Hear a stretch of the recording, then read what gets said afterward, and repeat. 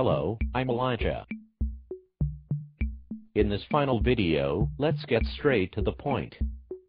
Despite the Hollywood blockbuster-like title, The Secret Gospel of Mark, often referred to by the acronym SGM, is a hoax. So don't make Pat's mistake by getting too excited over this dubious non-discovery. In fairness to its fabricator Morton Smith, who was a known prankster, an occultist with an obsession for ritual and tantric sexual practices in mystery cults, and a homosexual activist with a taste for young men and sex in public parks, it was never intended to be anything other than an elaborate practical joke at the expense of the conservative establishment of the 1950s, which he hated for its alleged mistreatment of his fellow homosexuals.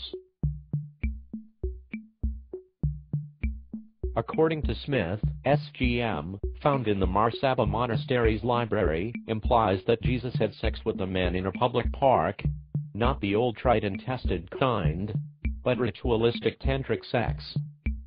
A hocus-pocus approach to knocking boots.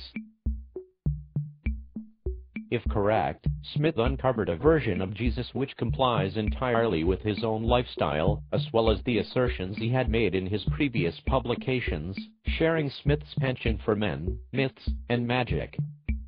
What were the chances?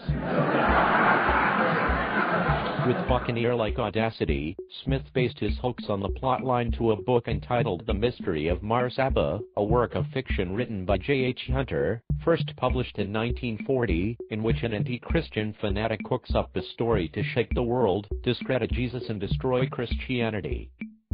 The fiend plans this forgery, purportedly the work of Nicodemus, in, wait for it, the Marsaba Library.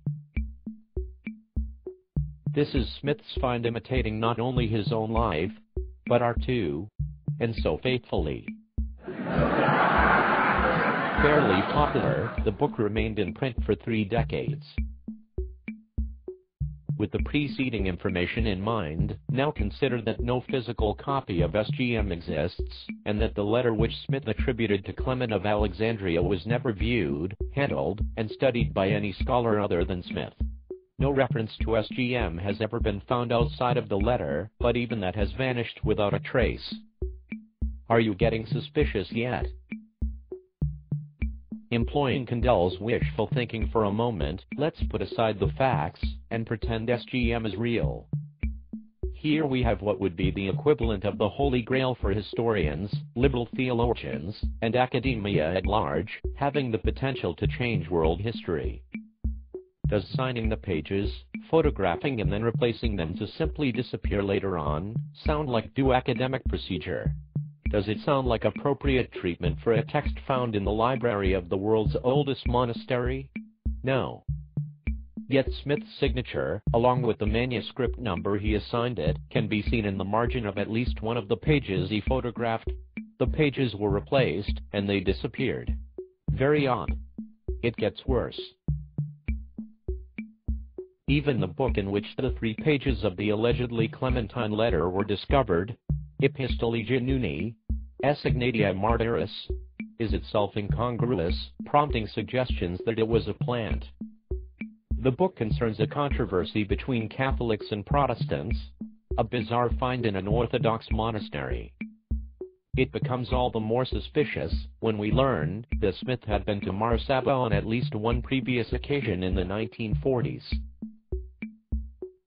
Indications of a hoax just keep on coming. We find Clement speaking about the adulteration of truth with falsehoods in terms of salt losing its savor. If Smith had intended his so-called discovery to be more than an elaborate hoax, this would have been a major mistake, as the analogy makes sense only in relation to granulated salt. Salt in Clement's era was purchased and broken into lumps on site. The idea of adulterating a lump is absurd. And granulated salt wasn't available until 1910 when the Morton Salt Company, that's right, the Morton Salt Company, developed the anti-caking agent used in table salt. Add a number of other forgers' signatures, one cited in the sources which I've included in the description to this video, and we start to see why no credible scholars believe SGM to have ever existed, to be an authentic market writing, or to be part of a genuine Gnostic gospel. It's Smith's ode to his homoerotic imagination in a Gnostic heresy, namely, the Carpocratians. Gnosticism is a fusion of occult mysticism, pagan philosophy and selected Bible verses, which have been entirely removed from their scriptural context and meaning, the legacy of which can be seen in many of the pagan practices, so integral to the institutionalized descendant of the Gnostic heresy, the Catholic Church. Even if we pretend, despite all the evidence to the contrary, that SGM is authentic, what startling revelations do we glean from it concerning Rabbi Yeshua, the historical Jesus? Nothing. Clement states, contrary to what Pat claims, that it does not contain the words naked male with naked male, or any other form of sexual innuendo. The SGM portrays Jesus spending the night with a man, but so what? Pat conveniently neglects to disclose that the other disciples are described as being present too. Then there's the issue of Jesus taking the man by the hand, yet even today in the Middle East, it is a culturally acceptable custom for a heterosexual man to hold another heterosexual man's hand. As the text of Secret Mark contains no account of any homosexual activity, the only thing we have to go in support of Candell's and Smith's claims is their own perverted exegesis. Perhaps Pat's motive, like Smith's, was to somehow rationalize or legitimize his own homosexuality, latent or actuated, by portraying Jesus, regarded by the vast majority of people of all religious persuasions and none, to be a champion of human morality, as having been gay. Pat wasted our time, neglected the facts, lied about SGM's content, and indulged his personal fantasies a little. But nothing more substantial is offered in his video. Thanks for watching.